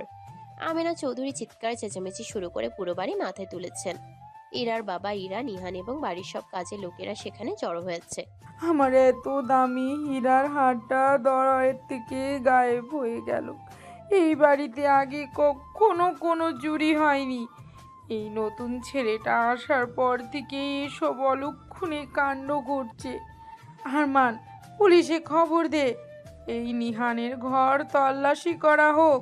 কি হয়েছে দাদি? তুমি নিহানের উপরে বিনা কারণে চুরির অপবাদ দিতে পারো না। ও কখনো চুরি করতে পারে না। প্রমাণ ছাড়া তো বলছি না, নিহানের রুমেই দেখা হোক আগে। ঠিক আছে ম্যাম, আমার রুমের সমস্যা থাকলে অবশ্যই চেক করা হোক, তবে পুলিশ ডাকার দরকার নেই। চলুন সবাই আমার রুমেই যাই। সবাই নিহানের রুমে গেল। আমেনা চৌধুরী নিজেই গিয়ে একদম সরাসরি আলমারি ড্রয়ার খুলে ফেললেন এবং বেশ ড্রামাটিক ভাবে হারের বাক্সটা বের করে আনলেন। এই যে হাতে নাতে ধরা পড়েছে চোর। এবার বল আরমান, তুই নিজের চোখে দেখলি তো তোর হবু জামাইয়ের আসল রূপ? ও একটা চোর, এখনই ওকে পুলিশে দে। নেহান, তুমি এটা করলেই? নিহান, তুমি কিছু বলছো না কেন? চোর আমি নই ম্যাম। আর এই হারটা কিভাবে আমার ড্রয়ারে এলো তা দেখার জন্য আপনারা দয়া করে ল্যাপটপের স্ক্রিনের দিকে একটু খেয়াল করুন। নিহান টেবিলে ল্যাপটপটা ঘুরিয়ে দিল এবং ভিডিও প্লে করলো। স্ক্রিনে স্পষ্ট দেখা গেল গতকাল রাতে আমেনা চৌধুরীর অনুগত কাজের লোক কালাম চুপি চুপি এসে আলমারিতে বাক্সটা লুকিয়ে রেখে যাচ্ছে। দৃশ্যটা দেখে ড্রয়িং রুমে এক অদ্ভুত নীরবতা নেমে এলো। কালাম, তুই এটা করলি? কার সাহসে তুই এই কাজ করলি? কালাম ভয়ে থরথর করে কাঁপতে কাঁপতে নিহানের পায়ের কাছে পড়ে গেল। আমাকে মাফ করে দেন ছোট সাহেব, আমার কোনো দোষ নাই। বড় আম্মাই আমাকে টাকা দিয়ে বলেছিল এই কাজটা করতে, যাতে আপনাকে চোর বানিয়ে বাড়ি থেকে বের করে দেওয়া যায়। দাদি, এত নিচে নামতে পারলে? নিহানকে ফাঁসানোর জন্য তুমি নিজের হার নিজে চুরি করার নাটক করলে। হাম্মা, আমি আপনার এই আচরণে অন্তত লজ্জিত। নিহান একজন অন্তত সৎ এবং মেধাবী ছেলে, আর আপনি ওর সম্মান নষ্ট করার জন্য এত বড় নোংরা চাল চাললেন। আপনি নিহানের কাছে ক্ষমা চান। আমি ক্ষমা চাইবো এই সামান্য ছেলের কাছে? না না আঙ্কেল, ওনাকে ক্ষমা চাইতে হবে না। ম্যামের হয়তো বয়স হয়েছে, তাই ওনার বোঝার ভুল হচ্ছে, কিন্তু আমি ওনাকে দেওয়া কথা রাখবো। 1 মাস পরেই আমি প্রমাণ করব আমি কেমন ছেলে। আমেনা চৌধুরী আর এক মুহূর্তও সেখানে দাঁড়াতে পারলেন না। নিজের খোড়া গড়তে নিজেই পড়ে তিনি অপমানে নিজের রুমে গিয়ে দরজা বন্ধ করে দিলেন। নিহানের উপর ওনার যে বিষাক্ত রাগ ছিল তা এখন এক গভীর আতঙ্কে রূপ নিল। এরপর রাত 11টার দিকে ইরা নিহানের রুমে আসে। ইরা দরজা বন্ধ করে নিহানের সামনে এসে দাঁড়ালো। তার চোখে তখন অশ্রু আর ঠোঁটে অনুশোচনার ছাপ। ইরা নিহানের হাত দুটো জড়িয়ে ধরে। নিহান, আমাকে ক্ষমা করে দাও। আমার পরিবারের সদস্য তোমার সাথে এত নোংরা একটা কাজ করলো, আর আমি কিছু করতেই পারলাম না। তুমি আমার জন্য এত কষ্ট করে যাচ্ছ। আরে পাগলি, তুমি কেন ক্ষমা চাইছো? তোমার তো কোনো দোষ নেই। তাছাড়া সিনিয়রদের কখনো জুনিয়রদের সামনে কাঁদতে নেই, প্রেস্টিজের একটা ব্যাপার আছে না? তুমি সত্যিই ভীষণ অদ্ভুত নিহান। এত বড় ঘটনার পরেও তুমি কিভাবে এত শান্ত থাকো? কারণ আমি জানি আসল খেলাটা এখনো বাকি। ইরা। নিহান ইরাকে শক্ত করে জড়িয়ে ধরে কপালে একটি কিস করে। বাইরে তখন মুষলধারে বৃষ্টি শুরু হয়েছে। জানালার বাইরে অন্ধকার আকাশটার দিকে তাকিয়ে নিহান এক নতুন পরিকল্পনার ছক কষতে লাগলো। দিনগুলো বেশ এক অন্যরকম ছন্দে কাটছিল চৌধুরী ভিলায়। একদিকে নিহান ও ইরার লুকোচুরি দুষ্টু মিষ্টি প্রেম, আর অন্যদিকে আমেনা চৌধুরীর মনের ভেতরে জন্ম নেওয়া অচেনা এক অস্থিরতা। নিহানের খাবার খাওয়ার ভঙ্গি, কথা বলার ধরন, সামান্য হেসে ডান গালটা একটু কুচকে নেওয়া, এমনকি চা পানের সময় কাপ ধরার ভঙ্গিটা পর্যন্ত আমেনা চৌধুরীর ভীষণ চেনা চেনা লাগছিল। কিন্তু বহু চেষ্টা করেও তিনি কিছুতেই মেলাতে পারছিলেন না কাকে মনে পড়ছে ওনার, কার ছায়া দেখতে পাচ্ছেন তিনি এই নিহান নামের ছেলেটার ভেতরে। এই ছেলেটাকে যত দেখি ততই কেমন চেনা চেনা লাগে, আপন মনে হয়। কিন্তু এটা কিভাবে সম্ভব? কেন এটা হচ্ছে? আমেনা চৌধুরী চিন্তায় মগ্ন। অন্যদিকে নিহান বাড়ির ছাদে দাঁড়িয়ে শেয়ার বাজারের কিছু ফাইল নিয়ে আবিরের সাথে কথা বলছিল। হঠাৎ পেছন থেকে দুটি নরম হাত এসে নিহানের চোখ দুটো চেপে ধরলো। আবির, আমি তোমাকে পরে কল দিচ্ছি। এখন আমার জীবনের সবচেয়ে বড় ঝামেলা সামনে দাঁড়িয়েছে। নিহান কল কেটে দিয়ে চোখের উপর রাখা হাত দুটো আলতো করে ধরে টেনের সামনে নিয়ে এলো। পেছনে দাঁড়িয়ে আছে ইরা, পরনে নীল রঙের সুতির শাড়ি, ভেজা চুল পিঠে ছড়িয়ে রাখা। কি বললে তুমি? আমি ঝামেলা? দাঁড়াও, আজ তোমার একদিন কি আমার একদিন। ইরা নিহানের উপর রাগ দেখিয়ে চলে যেতে চাইলো, কিন্তু নিহান চট করে ইরার হাত ধরে তাকে টেনে একদম নিজের বুকের সাথে জড়িয়ে ধরলো। সিনিয়র বউ রাগ করলে কিন্তু ভীষণ মিষ্টি লাগে। তাছাড়া এখন তো ছাদে কেউ নেই, এই ফাঁকে একটু রোমান্স করা কি খুব বেশি অন্যায় হবে? ছাড়ো নিহান, দাদি বা বাবা দেখলে মহা বিপদ হয়ে যাবে। তুমি কিন্তু বড্ড বেশি দুষ্টু হয়ে গেছো দিন দিন। নিহান ইরার কোমরটা আরেকটু শক্ত করে চেপে ধরে। কেন? 5 বছর আগে তো আরো অনেক কিছুই করলাম, তখন পিচ্ছি ছিলাম। এখন বড় হয়ে গেছি, দায়িত্ব বেড়ে গিয়েছে। হ্যাঁ হ্যাঁ বরমশাই, তো বর হয়ে এখন বুঝি অফিসের কাজের ফাঁকেও শুধু আমাকেই ভাবা হয়? অফিসে কাজের বাহানায় ডেকে কে যেন আমাকে কিস করেছিল, মনে আছে? হিসেব তো এখনো বরাবর হয়নি ম্যাডাম। নিহানের এই কথা ইরা লজ্জায় একেবারে নিহানের বুকে মুখ লুকালো। নিহান আলতো করে ইরার গালে একটা কিস করলো। এরপর নিহান ইরাকে শক্ত করে জড়িয়ে ধরে তার ভেজা চুলে ঠোঁট ছুঁয়ে দিল। এখানে তাহলে তারা রোম্যান্স করুক, আমরা কাবাবে হাড্ডি হয়ে লাভ নেই। এরপর দৃশ্য পরিবর্তন হয়। দিনগুলো গড়িয়ে গড়িয়ে দেখতে দেখতে 3 সপ্তাহ কেটে গেল। আমেনা চৌধুরী এত কিছু ঘটে যাওয়ার পরও নিহানকে পুরোপুরি মেনে নিতে পারেননি।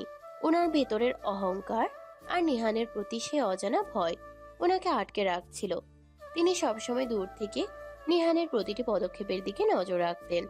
চৌধুরী ভিলার স্টাডি রুমের লাইব্রেরি। রাত 9টা। বাইরে কালবৈশাখীর ঝড়ো হাওয়া বইছে।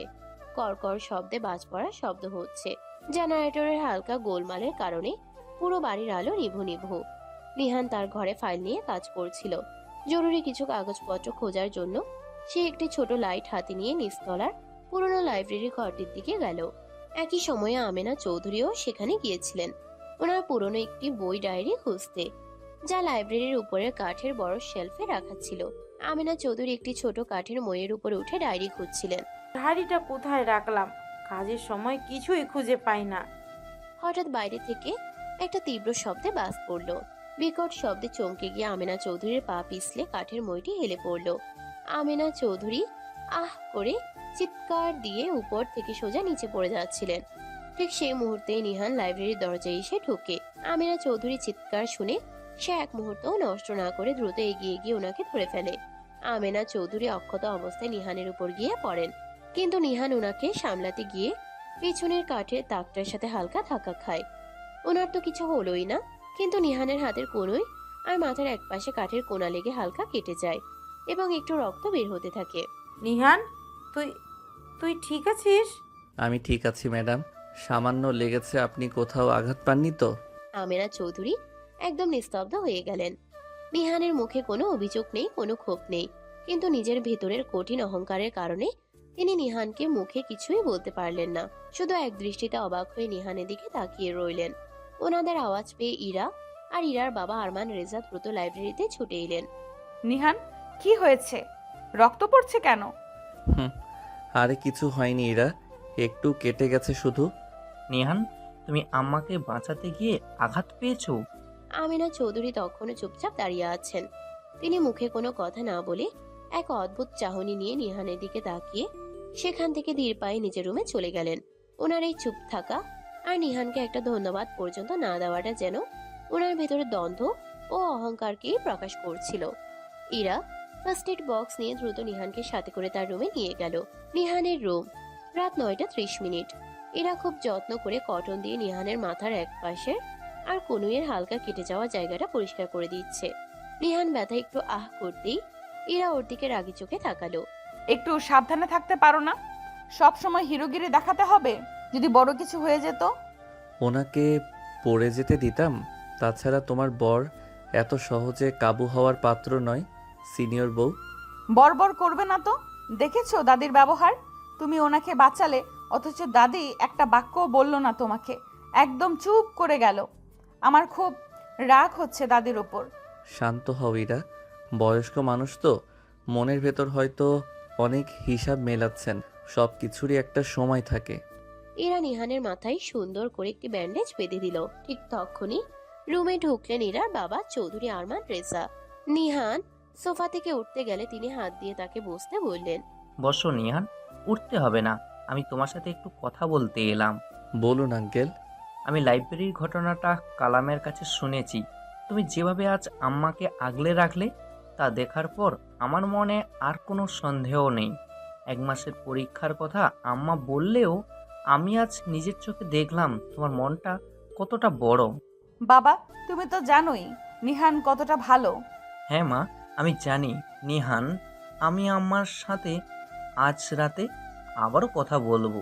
তোমার পক্ষে আমি নিজে সুপারিশ করব ওনার কাছে, বলবো যে এই ছেলেকে আর পরীক্ষা করার কিচ্ছু নেই। এটাকে তোমার হাতে তুলে দিতে আমার বিন্দুমাত্র দ্বিধা নেই। থ্যাংক ইউ আঙ্কেল, আপনার এই ভরসাটাই আমার কাছে অনেক বড় বিষয়। তুমি এখন রেস্ট নাও, কাল সকালে কথা হবে। ইরার বাবা রুম থেকে বেরিয়ে সোজা আমিনা চৌধুরীর ঘরের দিকে গেলেন। এরপর দৃশ্য পরিবর্তন হয়। আমিনা চৌধুরী রুমে। আমিনা চৌধুরী বিছানায় বসে আছেন। ওনার চোখ দুটো থমকে আছে ঘরের দেওয়ালে টাঙানো পুরনো ছবির দিকে। ঘরে ঢুকলেন আরমান রেজা। আম্মা, আমি আপনার সাথে নিহানের ব্যাপারে কথা বলতে এসেছি। কি কথা? আপনি কি এখনো নিহানকে পর ভাবছেন? ছেলেটা আজ নিজের শরীরে তোয়াক্কা না করে আপনাকে বাঁচালো।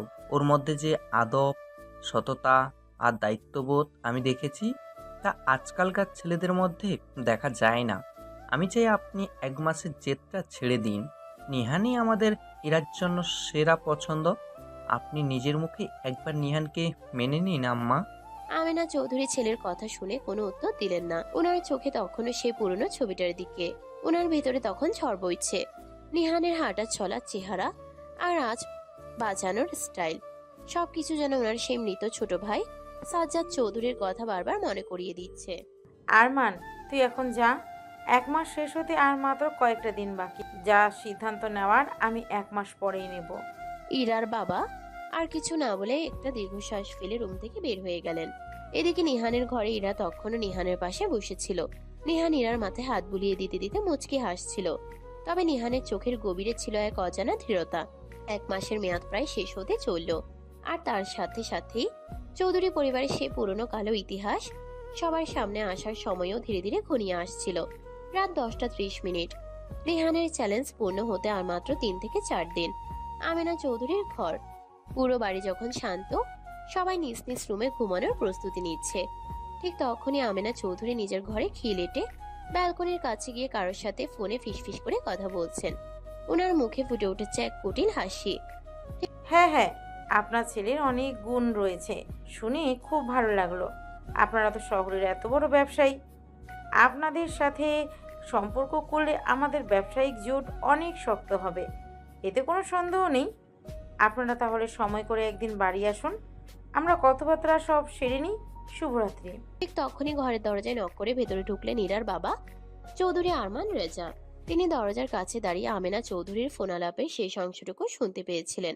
তিনি অবাক হয়ে তার মায়ের দিকে তাকালেন। কার সাথে কি বিষয়ে কথা বলছো মা? আমি LM গ্রুপ অফ কোম্পানির মালিকের সাথে কথা বলছিলাম। তাদের একমাত্র ছেলের জন্য আমাদের ইরাকে পছন্দ করেছে। তারা প্রস্তাব নিয়ে আসতে চায়। কি বলছো মা? এত বড় সিদ্ধান্ত তুমি কাকে না জানিয়ে নিলে? এটা তো সম্ভব না। সম্ভব না কেন? তুই জানিস LM গ্রুপের সাথে আত্মীয়তা করলে আমাদের কোম্পানির মর্যাদা কতটা উপরে উঠবে? বাজারে আমাদের এন্টারপ্রাইজের শেয়ারের দর 1 লাফে দ্বিগুণ হয়ে যাবে। ব্যবসায়িক দিক থেকে এর চেয়ে ভালো প্রস্তাব আর কি হতে পারে? কিন্তু তুমি নিহানের ব্যাপারটা কি করবে? তুমি তো নিশ্চয়ই বুঝেছো ইরা আর নিহান দুইজনকে কতটা ভালোবাসে। আর কিছুদিন পরেই তো নিহানের 1 মাসের সময় শেষ হচ্ছে। তার সাথে সেই দিন নিহান নিজের জীবনের ঝুঁকি নিয়ে তোমাকে কিভাবে বাঁচালো, সেটাও কি তুমি ভুলে গেলে?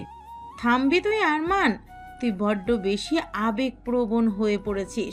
নিহানের মতো এই ছোট লোক কর্মচারীর সাথে চৌধুরী পরিবারের রক্ত মিশতে দেব ভাবলি কিভাবে?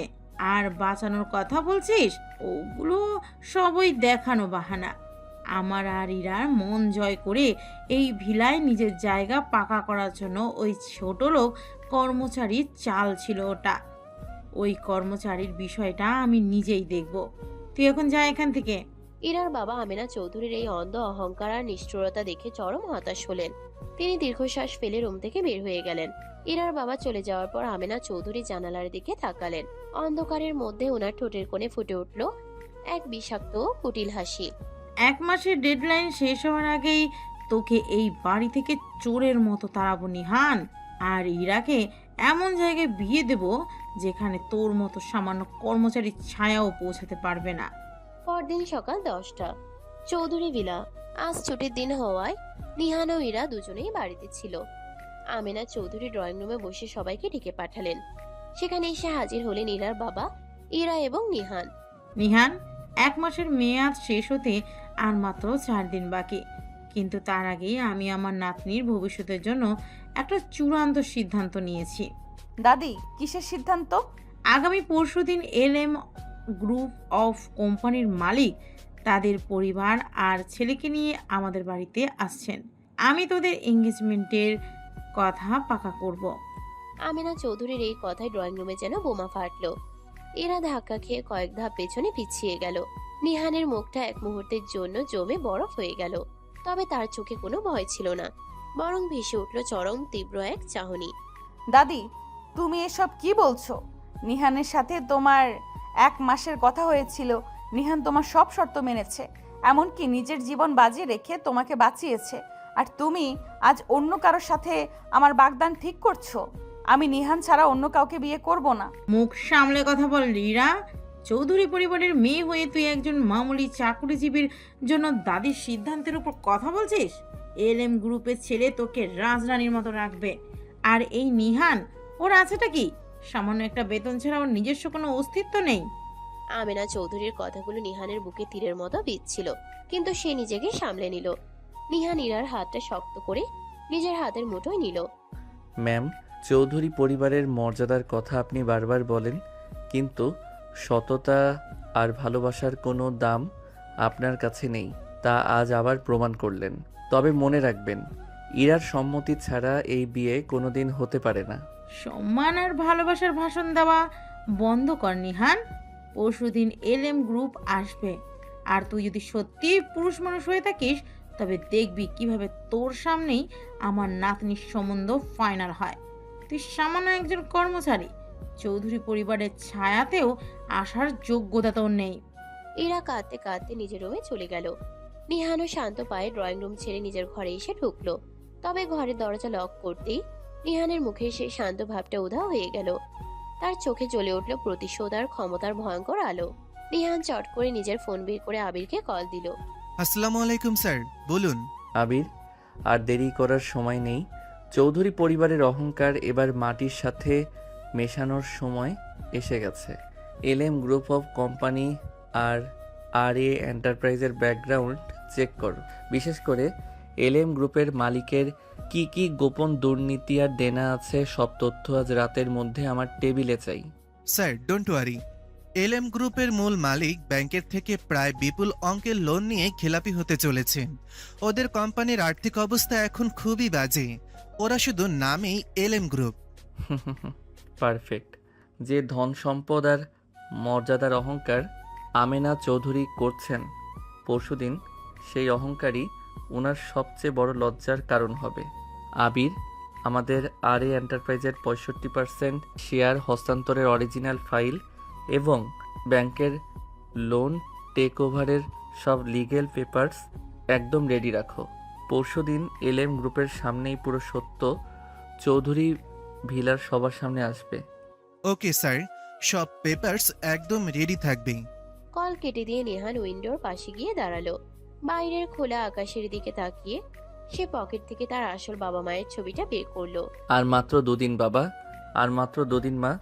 যে আমেনা চৌধুরী আপনাদের সাথে বিশ্বাসঘাতকতা করে সব কেড়ে নিয়েছিল এবং আজ আমায় সামান্য কর্মচারী ভেবে অপমান করছে, পরশুদিন তার সব অহংকার ভাঙবে। ইরাকে তো আমি পাবই, তার সাথে চৌধুরী পরিবারের ওপর আমার বাবার আসল অধিকার ফিরিয়ে নেব।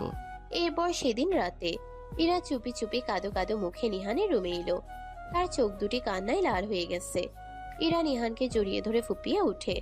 নিহান, আমি কি করব? দাদি পরশুদিন ওদের ডেকেছে। আমি তোমাকে ছাড়া অন্য কাউকে নিজের স্বামী হিসেবে মেনে নিতে পারবো না। চলো আমরা দুজন আজ রাতেই কোথাও দূরে পালিয়ে যাই। পালানোর দিন নিহানের অভিধানে নেই সিনিয়র বউ। নিহান কখনো মাথা নিচু করে পালায় না। তুমি আমার উপর বিশ্বাস রাখো। কিন্তু পরশুদিন যদি দাদি জোর করে? পরশুদিনের সূর্য চৌধুরী ভিলার জন্য এক নতুন সত্য নিয়ে আসবে ইরা। তোমাকে কোথাও পালাতে হবে না। তুমি শুধু পরশুদিনের জন্য অপেক্ষা করো। তোমার এই পিচ্চি বর চৌধুরী পরিবারের সবাইকে একটা দারুণ সারপ্রাইজ দেবে। নিহানের গলার আত্মবিশ্বাস দেখে ইরা কিছুটা শান্ত হলো। সে নিহানের বুকে মাথা রেখে শান্ত হওয়ার চেষ্টা করলো, কিন্তু চৌধুরী বিলায় তখন ঝড়ের পূর্বাভাস স্পষ্ট হয়ে উঠেছিল। আমেনা চৌধুরীর কুটিল চক্রান্ত আর নিহানের মাস্টারপিস প্ল্যান। পরশু দিনের সে বিশেষ দিনটিতে কার জয় হবে তা দেখার জন্যই এখন সময় গুনছে চৌধুরী ভিলা। অবশেষে সেই বহু আকাঙ্ক্ষিত ও আশঙ্কাজনক দিনটি চলেই এলো। সকাল থেকেই পুরো চৌধুরী বাড়িতে আলাহি আয়োজন। ঘরদোর সাজানো হয়েছে আলোকমালায়, চারদিকে উৎসবের ব্যস্ততা। আজ শহরের নামজাদা ব্যবসায়ী অ্যালাম গ্রুপ অফ কোম্পানির মালিক তার ছেলেকে নিয়ে আসবেন ইরার সাথে বিয়ের সম্বন্ধ পাকা করতে। আমেনা চৌধুরীর মুখে আজ বিজয়ের অহংকারী হাসি, কারণ তার ধারণা আজ তিনি ওই সামান্য কর্মচারী নিহানকে চিরতরে ধুলোয় মিশিয়ে দিয়ে নিজের নাতনিকে নিজের পছন্দের জায়গায় সঁপে দেবেন। বসার ঘরে অ্যালাম গ্রুপের মালিক, তার ছেলে এবং পরিবারের কয়েকজন সদস্য এসে উপস্থিত হয়েছে। ধুমধাম করে খাতির যত্ন চলছে। আমেনা চৌধুরী অতি আনন্দে সবার সাথে কথা বলছেন। ইরার বাবা আরমান রাজা থমথমে মুখে একপাশে বসে আছেন। কালাম, ইরাকে নিচে নিয়ে আয় তো, ওদের পছন্দটা তো অন্তত শেষ হোক। কিছুক্ষণের মধ্যে ইরাকে নিচে নিয়ে আসা হলো। ইরার পরনে লাল রঙের একটি জামদানি শাড়ি, কিন্তু তার মুখটা একদম ফ্যাকাশে, চোখের নিচে স্পষ্ট কান্নার ছাপ। নিহান ড্রয়িং রুমের একদম পেছনের এক অন্ধকার কোণায় চুপচাপ দেয়ালের সাথে হেলান দিয়ে দাঁড়িয়ে আছে। তার মুখে চরম এক হিমশীতল নীরবতা। বা, মেয়ে তো সত্যি চমৎকার। আমেনা বেগম, সম্বন্ধ একদম পাকা। ঠিক তখনই চৌধুরী বিলার প্রধান ফটক সজোরে শব্দ করে খুলে গেল। সবাইকে স্তব্ধ করে দিয়ে ভিতরে প্রবেশ করলো 5 থেকে 6 জন পুলিশের একটি বিশেষ দল এবং সাথে কিছু ব্যাংকের উচ্চপদস্থ কর্মকর্তা। পুলিশ অফিসারদের প্রবেশে এক নিমিষে ঘরের আনন্দের পরিবেশটা শ্মশানের নীরবতায় বদলে গেল। কি হচ্ছে এসব? আপনারা পুলিশ অফিসার হয়ে এভাবে বিনা অনুমতিতে চৌধুরী বিলায় ঢোকার সাহস কিভাবে পেলেন? চৌধুরী পরিবারের সম্মান আর মর্যাদা থমকে গেছে ব্যাংকের বকেয়া ফাইলের কাছে। মিসেস আমেনা চৌধুরী, আমরা এখানে কোনো সৌজন্য সাক্ষাৎ করতে আসিনি। আপনারা যে আরএ এন্টারপ্রাইজের নামে সরকারি ব্যাংক থেকে 6 কোটি টাকার লোন নিয়েছিলেন, সেটির মেয়াদ পার হয়ে লোনটি ডিফল্ট হয়ে গেছে। Loan default? কিন্তু অফিসার, আমরা তো ব্যাংকের সাথে কথা বলেছিলাম। তাছাড়া কোম্পানির ডিরেক্টররা। কোনো কথা শুনবো না। আপনাদের ওই লোনের যাবতীয় সিকিউরিটিজ আর সম্পত্তি এখন ব্যাংকের আন্ডারে বাজেয়াপ্ত। তবে ব্যাংকের সমস্ত 6 কোটি টাকা দেনা এককালীন পরিশোধ করে আপনাদের আরএ এন্টারপ্রাইজের 65% শেয়ার কিনে নিয়েছেন কোম্পানির নতুন একক মালিক। নতুন মালিক? কি বলছেন অফিসার? নতুন মালিক কে? কোথা থেকে আসবে নতুন মালিক? সেটার কয়েক সেকেন্ডের মধ্যেই জানতে পারবেন। তবে আইনি নোটিশ অনুযায়ী ঋণ খেলাপির দায়ে এই চৌধুরী ভিলা বাজেয়াপ্ত করা হচ্ছে। আর লোন পরিশোধ করতে না পারলে বর্তমান আইনি নোটিশ অনুযায়ী এই বাড়ির মূল মালিক আমেনা চৌধুরী এবং তার নমিনিদের এক্ষুনি গ্রেপ্তার করে পুলিশ হেফাজতে নেওয়া হবে। অফিসার, এই কথাটা বলা মাত্রই পুরো ঘরে যেন বাজ পড়ল। আমেনা চৌধুরীর হাত থেকে জুসের গ্লাসটা নিচে পড়ে ভেঙে চুরমার হয়ে গেল। অ্যালাম গ্রুপের সদস্যরা ভয়ে সোফা ছেড়ে দাঁড়িয়ে পড়ল। সবার পায়ের নিচ থেকে যেন এক লহমায় মাটি সরে গেল। পরিবেশটা থমথমে আর আতঙ্কে ভরপুর হয়ে গেল। স্যার, আপনি একবার বলুন, দয়া করে বলুন, কে সেই নতুন মালিক? কিভাবে আমাদের অজান্তে কোম্পানি বিক্রি হয়ে গেল? ঠিক তখনই পেছনের অন্ধকারের আড়াল থেকে ধীর পায়ে সামনে বেরিয়ে এলো নিহান। তার গায়ে এখন আর সেই সাধারণ কর্মচারীর জামা নেই। এক চরম আভিজাত্যে ভরা কালো রঙের ব্লেজার, চোখে আগুনের মতো ধারালো অথচ গভীর বেদনা দৃষ্টি। আমি নতুন মালিক। নিহানের এই এক বাক্যে আমেনা চৌধুরী, ইরার বাবা আর ইরা সবাই যেন পাথরের মতো জমে গেল। আমেনা চৌধুরী চোখ বড় বড় করে নিহানের দিকে তাকিয়ে রইলেন। অ্যালাম গ্রুপের মালিক নিহানকে দেখেই চট করে সোফা ছেড়ে একদম সোজা হয়ে দাঁড়িয়ে বললেন, স্যার, আপনি এখানে? মিস্টার নিহান চৌধুরী, গ্লোবাল ইন্ডাস্ট্রিজের প্রেসিডেন্ট স্যার। আপনি আপনি এদের বাড়িতে? মুখ বন্ধ রাখুন মিস্টার LM। আপনাদের মতো দেনায় ডুবে থাকা ধূর্তদের সাথে এই আমেনা বেগম ব্যবসা মেলাতে চেয়েছিলেন। এখন চুপচাপ একপাশে দাঁড়ান। নিহানের ধমকে আলেম গ্রুপের সবাই চুপ মেরে গেল। এদিকে ইরা স্তব্ধ হয়ে নিহানের দিকে হেঁটে এলো। তার চোখ থেকে টপ টপ করে পানি গড়িয়ে পড়ছে। সে কিছুই মেলাতে পারছিল না। নিহান, এসব কি হচ্ছে? তুমি কে? তুমি কিসের নতুন মালিক? আর ওনারা তোমাকে স্যার বলছেন কেন? নিহান প্লিজ আমাকে সত্যিটা বলো, আমার মাথা কাজ করছে না। নিহান ইরার দিকে তাকালো। নিহানের চোখে সে কঠিন আগুনের নিচে জমাট বেঁধে থাকা বহু বছরের যন্ত্রণা যেন এক মুহূর্তেই ফেটে বের হতে চাইল। নিহানের চোখ দুটো লাল হয়ে গেল। চোখের কোণ বেয়ে এক ফোঁটা গরম জল গাল বেয়ে গড়িয়ে পড়ল। নিহান আমিনা চৌধুরীর কাছে গিয়ে ধীর পায়ে হেঁটে গেল। ওনার ঠিক মুখোমুখি দাঁড়িয়ে কাঁপানো গলায় প্রশ্ন করল, মিসেস আমেনা চৌধুরী, আপনি কামাল চৌধুরীকে চেনেন? নামটা শোনা মাত্রই আমেনা চৌধুরীর চোখ দুটো আতঙ্কে কোটর থেকে বেরিয়ে আসার মতো হলো। ঘরের ভেতরে থাকা বাতাসটাও যেন থমকে গেল। ওনার স্ত্রী রাশেদা চৌধুরীকে চেনেন? আর আর তাদের 4 বছরের সেই একমাত্র সন্তান পিচ্চি নীলকে কি আপনার মনে পড়ে মিসেস আমেনা চৌধুরী? তুই তুই নীল? কামাল আর রাশিদার ছেলে নীল? না না, তুই তো 20 বছর আগে মারা গিয়েছিলি। মরে যায়নি, আল্লাহ আমাকে জ্যান্ত রেখেছিলেন আপনাদের এই পাপের রাজপ্রাসাদে মাটিতে মিশিয়ে দেওয়ার জন্য। নিহান আর কান্না সামলাতে পারল না। 20 বছর ধরে বুকের ভেতর চেপে রাখা এতিম ছেলের এই কান্না মুহূর্তেই ড্রয়িং রুমে আছড়ে পড়ল। সবাই নিস্তব্ধ হয়ে গিয়েছে। আপনারা আমার বাবা মাকে বলতেন টাকার লোভী ছিল না। আপনারা মুখ ফুটে একটাবার বললে তারা আপনাদের এই কোটি টাকার সম্পত্তি, এই অভিশপ্ত রাজপ্রাসাদ সব ছেড়ে আপনাদের পায়ে ফেলে এক কাপড়ে দূরে চলে যেত। কিন্তু আপনারা কি করলেন? একটা 4 বছরের অবুঝ বাচ্চার চোখের সামনে আপনারা আমার বাবা মায়ের গাড়ির ব্রেক ফেল করালেন। আমার চোখের সামনে আমার কলিজার টুকরো বাবা আর মাকে তিলে তিলে ছটফট করে মরতে হলো। কি ক্ষতি করেছিল আমার বাবা মা আপনাদের? ওই 4 বছরের অনাথ বাচ্চাটাকে এতিম করে আপনাদের কি লাভটা হলো বলুন? পুরো ঘরে এখন শুধু নিহানের বুক ফাটা কান্নার শব্দ। ইরার বাবা 2 হাতে মুখ ঢেকে অঝরে কাঁদছেন। আপনারা আমার বাবা মায়ের লাশগুলোকেও মাফ করেননি। অ্যাক্সিডেন্টের পর আপনারা গাড়িতে পেট্রোল ঢেলে আগুন ধরিয়ে দিয়ে সেগুলোকে পুড়িয়ে ছাই করে দিলেন। একটু দাফন পর্যন্ত হতে দেননি আপনারা। আজ 20টা বছর কেটে গেছে। 20টা বছর ধরে আমি একটা জায়গায় গিয়ে মোনাজাত করব। একটু কেঁদে বলবো, মা গো, বাবা গো, আমি ভালো আছি। সেই এক চিলতে কবরের জায়গাটুকুও আপনারা আমাকে দেননি। কিভাবে পারলেন আপনারা এতটা নিচু হতে? কিভাবে পারলেন একটা 4 বছরের বাচ্চার মাথার উপরে ছাদটা কেড়ে নিতে? আজ নিজের বাবা মায়ের কবরের কাছে গিয়ে একটু দাঁড়ানোর ভাগ্যটুকুও আমার নেই। নিহানের এই হৃদয় বিদায়ক আর্তনাদে পুরো ঘরের পরিবেশ ভারী হয়ে উঠল। নিহানের চোখ দিয়ে যেন রক্তের মতো জল ঝরছিল। এরা স্তব্ধ হয়ে দাঁড়িয়েছিল।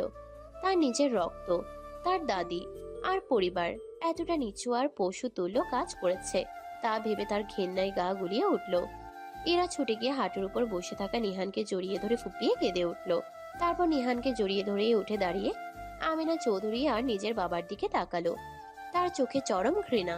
ছি বাবা, ছি দাদি, তোমাদের আমি এতদিন সম্মান করে এসেছি। তোমরা খুনি, মানুষের রূপ ধরে তোমরা এক একটা দানব। একটা 4 বছরের বাচ্চার সামনে তার বাবা মাকে পুড়িয়ে মারলে তোমরা এক টুকরো সম্পত্তির জন্য। তোমায় দাদি বলতেও আজ আমার ঘেন্না হচ্ছে। ইরা চট করে নিহানের হাত শক্ত করে চেপে ধরল। নিহান, তুমি প্লিজ আমাকে এই নরক থেকে নিয়ে যাও। আমি এই খুনিদের সাথে আর এক মুহূর্তও থাকবো না। প্লিজ নিহান, চলো এখান থেকে। সত্যি যাবে আমার সাথে ইরা? হ্যাঁ, জীবনের শেষ নিঃশ্বাস পর্যন্ত তোমার সাথে যাব। আমি যদি তোমাকে এই আমেনা চৌধুরীর মতো আলিশান বড় ভিলায় না রাখতে পারি, যদি এত টাকা পয়সা গাড়ি বাড়ি না দিতে পারি? আমার রাজপ্রাসাদ চাই না নিহান। তোমার ওই মেসের এক চিলতে ভাঙা ঘর আর তোমার এই খাঁটি মনটাই আমার রাজপ্রাসাদ। তোমার ভালোবাসাই আমার কোটি টাকা। চলো নিহান। নিহান ইরার চোখের দিকে তাকালো। তার বহু বছরের জমে থাকা কষ্টটা যেন ইরার ভালোবাসা এক মুহূর্তেই শান্ত হয়ে গেল। তখনই পুলিশ অফিসার এগিয়ে এলেন। মিস্টার নিহান, আপনার পেপারস ঠিক আছে, তবে লোন ডিফল্ট আর জালিয়াতির দায়ে আমাদের এই আমেনা চৌধুরী আর উনার ছেলেকে গ্রেপ্তার করে থানায় নিয়ে যেতে হবে। হ্যান্ডকাপ পরান। পুলিশ যখন হ্যান্ডকাফ বের করে আমেনা চৌধুরী আর আরমান রেজার দিকে এগিয়ে যাচ্ছিল, আমেনা চৌধুরী ভয়ে চোখ বন্ধ করে ফেললেন।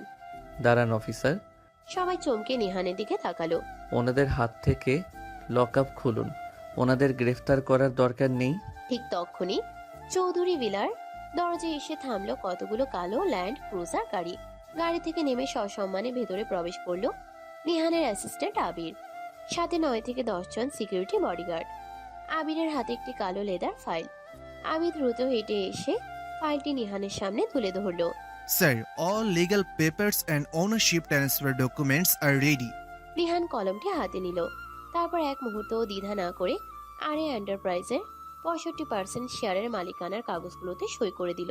সই শেষ করে ফাইলটি বন্ধ করে নিহান উঁচু গলায় বলল, এই কোম্পানি আর এই এন্টারপ্রাইজের সমস্ত মালিকানা আজ থেকে আবারও আমেনা চৌধুরীর হলো। আমেনা চৌধুরী আর আরমান রেজা হতবাক হয়ে গেলেন। নিহান কি করছে এসব? নিহান আবিরের দিকে তাকাতে আবির পকেট থেকে ব্যাংকের একটি চেক বই বের করে নিহানের হাতে দিল। নিহান পেন দিয়ে চেকে ঝটপট 6 কোটি টাকা লিখে তাতে নিজের রাজকীয় সই বসিয়ে দিল।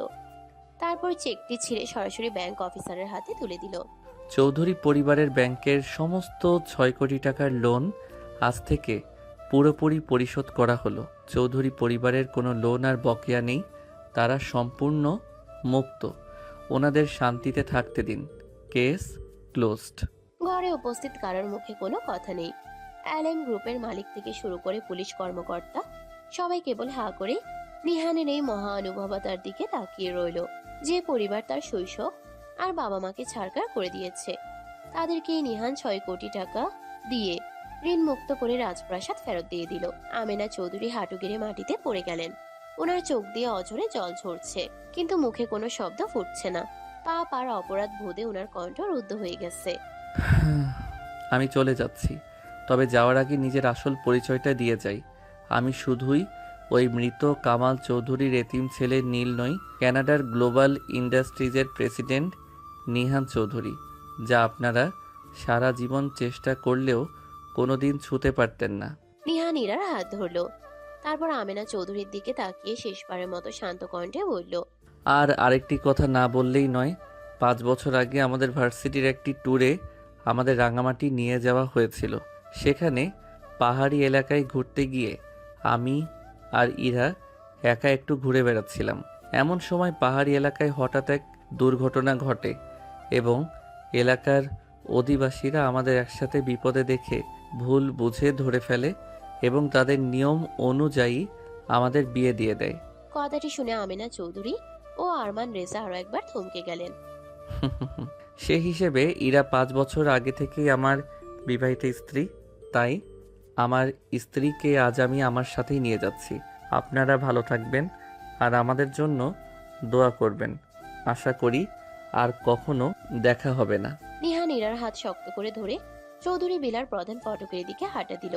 দরজার বাইরে পা রাখতে ব্যাকগ্রাউন্ডে ঝড়ো হাওয়া থমে গিয়ে এক মিষ্টি শান্ত রোদের আলো এসে পড়ল নিহান আর ইরার উপর। পুরো চৌধুরী পরিবার স্তব্ধ হয়ে পাপাচ্ছন্ন মুখে তাকিয়ে রইল বিজয়ী সেই পিচ্ছি প্রেমিক নিহান আর তার সিনিয়র বউ ইরার চলে যাওয়ার পথের দিকে।